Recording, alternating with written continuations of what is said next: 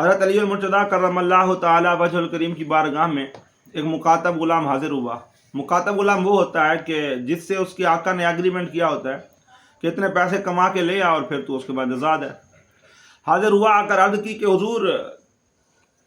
کتابت تو کر بیٹھا ہوں لیکن اس کی ادائیگی نہیں ہو پا رہی، آپ میرے ساتھ تعاون فرمائیں، مدد کریں۔ علی المرتضیٰ کرم اللہ تعالیٰ وجہ الکریم نے ارشاد فرمایا کہ میں تجھے وہ کلمات نہ سکھا دوں کہ جو رسول اللہ صلی اللہ علیہ وسلم نے مجھے سکھائے تھے، کہ اگر تجھ پر جو ہے وہ جبل سیر جتنا بھی، جبل سیر ایک یمن کا بہت بڑا پہاڑ ہے، فرمایا کہ اگر جبل سیر جتنا بھی قد چڑھ جائے نا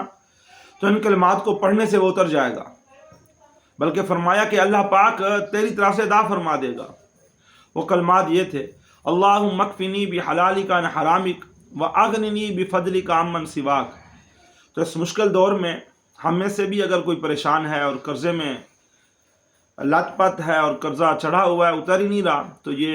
حضرت علی المرتضیٰ کرم اللہ تعالی وجہ الکریم کے وہ جو کلمات جو انہوں نے رسول اللہ سے سیکھے تھے،